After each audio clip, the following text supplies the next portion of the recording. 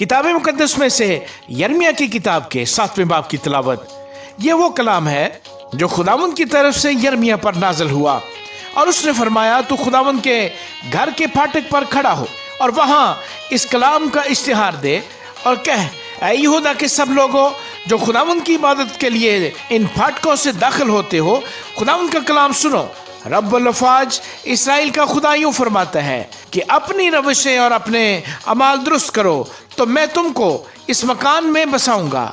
झूठी बातों पर भरोसा न करो और यूँ ना कहते जाओ कि ये है खुदावंद की हैकल, खुदावंद की हैकल, खुदावंद की हैकल। क्योंकि अगर तुम अपनी रविशें और अपने अमाल सरासर दुरुस्त करो, अगर हर आदमी और उसके हमसाया में पूरा इंसाफ करो, अगर परदेसी और यतीम और बेवा पर जुल्म ना करो और इस मकान में बेगुनाह का खून ना बहाओ और गैर माबूदों की पैरवी जिसमें तुम्हारा नुकसान है ना करो, तो मैं तुमको इस मकान में और इस मुल्क में बसाऊंगा जो मैंने तुम्हारे बाप दादा को कदीम से हमेशा के लिए दिया।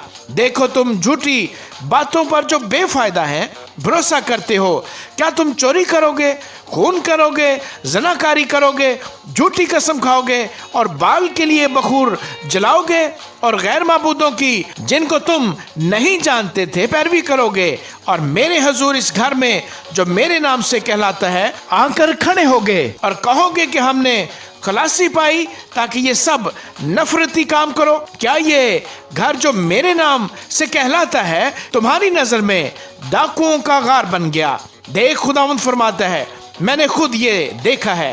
बस अब मेरे उस मकान को जाओ जो सीला में था, जिस पर पहले मैंने अपने नाम को कायम किया था, और देखो कि मैंने अपने लोगों यानी बनी इसराइल की शरारत के सबब से उससे क्या किया। और खुदावंद फरमाता है, अब चूंकि तुमने ये सब काम किए, मैंने बर वक्त तुमको कहा और ताकीद की पर तुमने न सुना, और मैंने तुमको बुलाया पर तुमने जवाब न दिया। इसलिए मैं इस घर से जो मेरे नाम से कहलाता है, जिस पर तुम्हारा एतमाद है, और इस मकान से जिसे मैंने तुमको और तुम्हारे बाप दादा को दिया, वही करूँगा जो मैंने सिला से किया है, और मैं तुमको अपने हजूर से निकाल दूंगा, जिस तरह तुम्हारी सारी बरादरी इफ्राइम की कुल नस्ल को निकाल दिया है। बस तू इन लोगों के लिए दुआ न कर और इनके वास्ते आवाज़ बुलंद न कर और मुझसे मिन्नत और शफायत न कर, क्योंकि मैं तेरी न सुनूंगा। क्या तू नहीं देखता कि वो यहूदा के शहरों में और यरूशलेम के कूचों में क्या करते हैं? बच्चे लकड़ी जमा करते हैं और बाप आग सुलगाते हैं और औरतें आटा गूंथती हैं, ताकि आसमान की मलका के लिए रोटियां पकाएं और गैर माबूदों के लिए तपावन तपाकर मुझे गज़बनाक करें। खुदावंद फरमाता है, क्या वो मुझ ही को गज़बनाक करते हैं? क्या वो अपनी ही रूह स्याही के लिए नहीं करते?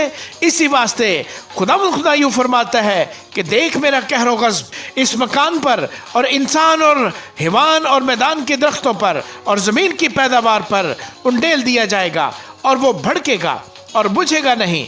रब्बुल अफ़वाज इसराइल का खुदा यूँ फरमाता है कि अपने ज़बीहों पर अपनी सौखनी कुर्बानियाँ भी बढ़ाओ और गोश्त खाओ, क्योंकि जिस वक्त मैं तुम्हारे बाप दादा को मुल्क मिस्र से निकाल लाया, उनको सौखनी कुर्बानी और ज़बीहा की बाबत कुछ नहीं कहा और हुक्म नहीं दिया, बल्कि मैंने उनको ये हुक्म दिया और फरमाया कि मेरी आवाज़ के शिनवा हो और मैं तुम्हारा खुदा होगा और तुम मेरे लोग होगे, और जिस राह की मैं तुमको हदायत करूं उस पर चलो ताकि तुम्हारा भला हो। लेकिन उन्होंने न सुना न कान लगाया, बल्कि अपनी मसलहतों और अपने बुरे दिल की सख्ती पर चले और बरगश्ता हुए और आगे न बढ़े। जब से तुम्हारे बाप दादा मुल्क मिस्र से निकल आए, अब तक मैंने तुम्हारे पास अपने सब खादिमों यानी नबियों को भेजा।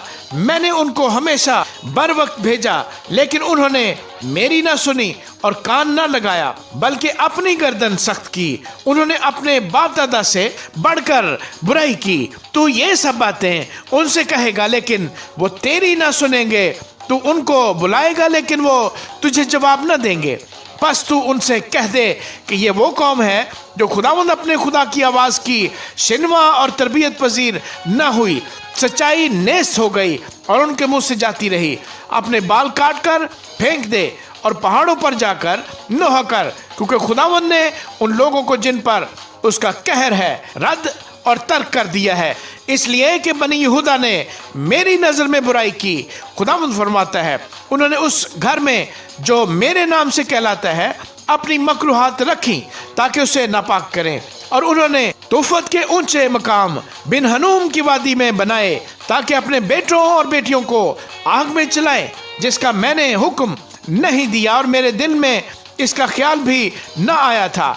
इसलिए खुदावंद फरमाता है, देख वो दिन आते हैं कि ये न तूफत कहलाएगी न बिन हनूम की वादी, बल्कि वादी कत्ल और जगह न होने के सबब से तूफत में दफन करेंगे, और इस कौम की लाशें हवाई परिंदों और ज़मीन के दरिंदों की खुराक होंगी और उनको कोई ना हनकाएगा। तब मैं यहूदा के शहरों में और यरूशलेम के बाज़ारों में खुशी और शादमानी की आवाज़, दुल्हे और दुल्हन की आवाज़ मौकूफ़ करूँगा, क्योंकि ये मुल्क वीरान हो जाएगा।